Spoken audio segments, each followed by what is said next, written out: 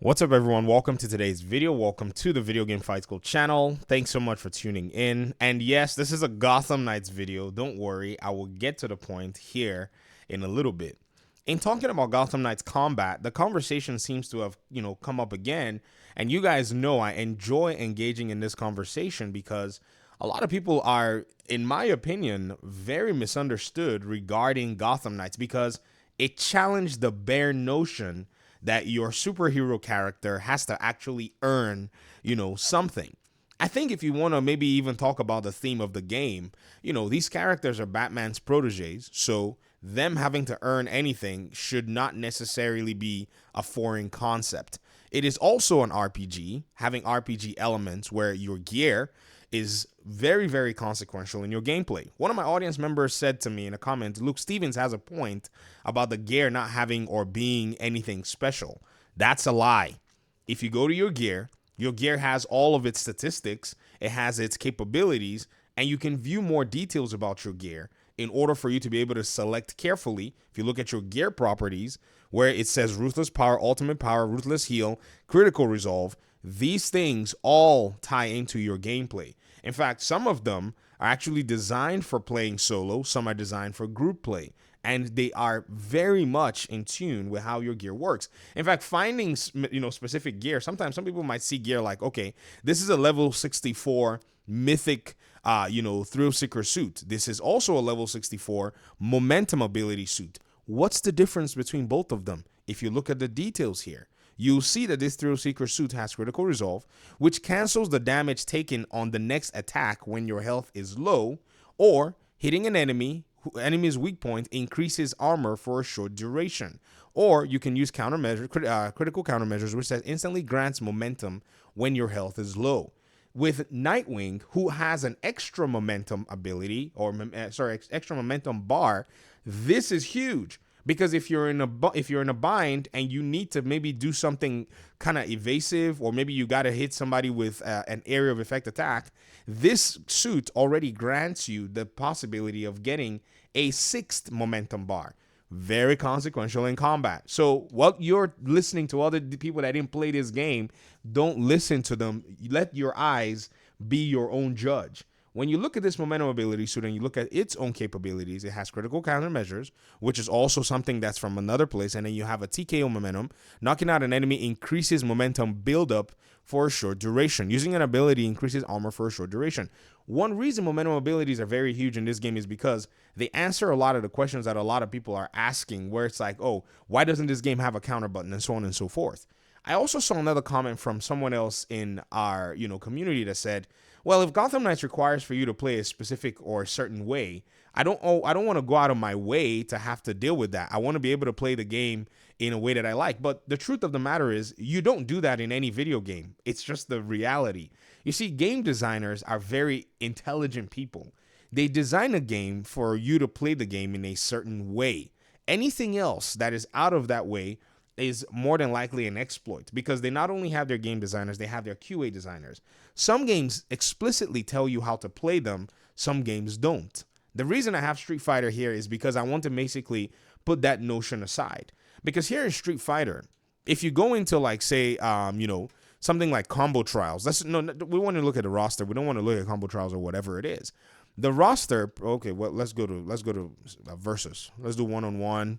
I want to show you the roster and show you how this game actually is much more detailed, because Street Fighter in the past has never really been an accessible game if you don't necessarily have a lot of skill. Every single character has a very small description on the bottom left-hand corner of the screen right here, okay? So you're going to see that they have their character archetypes: Luke, standard; effective range, mid-range; ease of use, normal; Chun-Li, speed; effective range, mid-range; ease of use, hard. Chun-Li is a charge character, not easy to pick up day one and use. Zangief, close range and hard.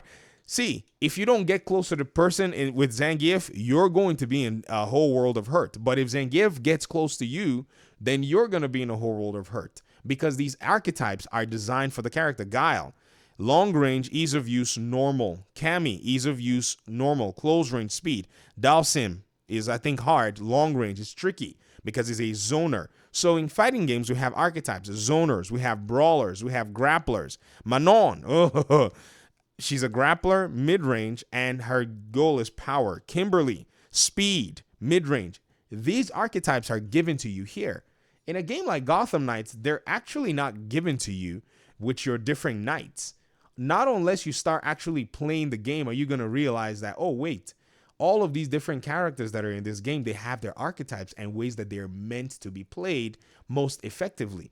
This doesn't mean that you cannot necessarily deviate from how they're designed to be played. It just means that you're probably not going to be able to get the very best benefit from each of them. That's just the reality. If you're playing Nightwing, you really, let me see if I can get a jump on these guys. You really have to basically go in an acrobatic sense to be able to enjoy a lot of what he's about, if you get what I mean. This guy's trying to shoot me. Nope, you go there. Dodge, and then go aerial. Aerial, you're going to get the best out of this character. There's no doubt about that. If you hang in the air a lot, you're going to get the best out of Nightwing. And if you use your momentum abilities well, you're going to get the best out of him. And he's got an extra momentum ability, and he generates momentum abilities based on this suit.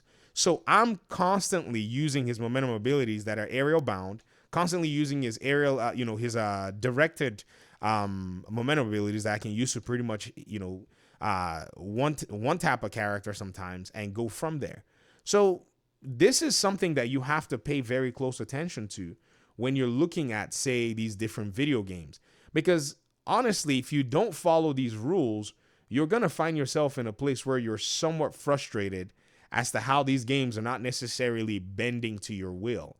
And if you don't follow that archetype, then, or if you don't at least respect it, then you're going to be in a whole world of hurt. Another game that really does a good job in making you understand that you have to play the game, in the ways that the developers have designed it, but they've given you a lot of different options, is Elden Ring. Elden Ring does a very good job where it gives you all kinds of different fun archetypes to play. But one thing you're going to notice about a game like the Arkham games, and I don't have any of them installed. Oh, I have Arkham City installed here, is the Arkham games, they pretty much, for the most part, give you one generic archetype that is dominant and then some few variations. I will use Arkham Knight as an example. That's probably going to be the best example. I don't have Arkham Knight installed on this computer, by the way, but we'll use it as an example. And sorry, the resolution is off because I didn't do the settings, but you guys get the point. You see, in fact, let me go ahead and modify it here. I should be able to do a better job for y'all. Hold on. So if you think about the character archetypes, in a sense, in regard to, let's do this. Change this and then go to Arkham City game and then fire it up. All right, there we go. If it shows up properly. If it doesn't, that's fine. Sorry about that. And when you think about, oh, there it is. When you think about the way the character designs are in Arkham City, for the most part, you play almost every character, the same. Close quarters, brawling, hitting, blah, blah, blah. Just everyone is basically the same with these few variations, because of how the characters are played. You don't necessarily get too much of this one plays more of an aerial game, or this one plays more of a whatever. Their gameplay styles don't really vary, as much as the guys in the, Gotham Knights game. So these distinctions are very important for you to know. Now, granted, what you will realize is the other archetypes, they have some sort of a stripped down version of Batman himself. Batman's the one that's most fortified with gadgets and everything. But once you're playing the others, it's a very different play style. Like with Catwoman and all, you're going to have to play her differently. Like where you see the difference is when you get to the extreme versions of some of these maps. Let me see if I can find them. Like Wayne Manor. No, let's go to, there's an extreme map that really does expose Catwoman. It's insane. It's Survival of the Fittest. Is it blind? It's not Blind Justice. It's Fun Brawl House. This map really does expose Catwoman like crazy because she doesn't have a lot of things. So what the developers will do is they'll strip down the enemy types, or they will change them up so that they can match that character's archetype in a sense. Whereas in Gotham Knights, you get all the same enemy types for the most part, and you have to compensate on how you're going to go ahead and get things done. So like here, let's see. So I just basically have to do the same thing. I cannot destroy a shield here. So what I'm going to realize is a lot of I try to do the counter that move. That's all I can do with Catwoman. I can't really do too much with her. I mean, I can use some of her, gadgets, but they also expire in a sense. Like, I can't use her caltropes more than a specific number of times in order to be able to do some crowd control. Whereas with Batman, I can use his grapple gun. I can do all of that. So what they're going to do here is they're going to basically kind of give me an enemy category that's kind of different. But notice that this map, because they don't do a lot of that, she basically has to do things very differently. I can't use my shock whatever. There we go. I was supposed to jump over that. I can't do anything. Jump over. I got to play a very specific way. I don't even know how I got like the best whatever in all of the in my combat trials and so on and so forth. But I mean, all that just to say that if you're not going to be able to admit that every game designs the game in a way that allows for you to, in a way that that makes you play a specific way based on the game designer's vision. And then anything else that you're doing apart from that is just, fun and games for the most part. Everything else you're doing apart from that is, not necessarily going to grant you the best benefit.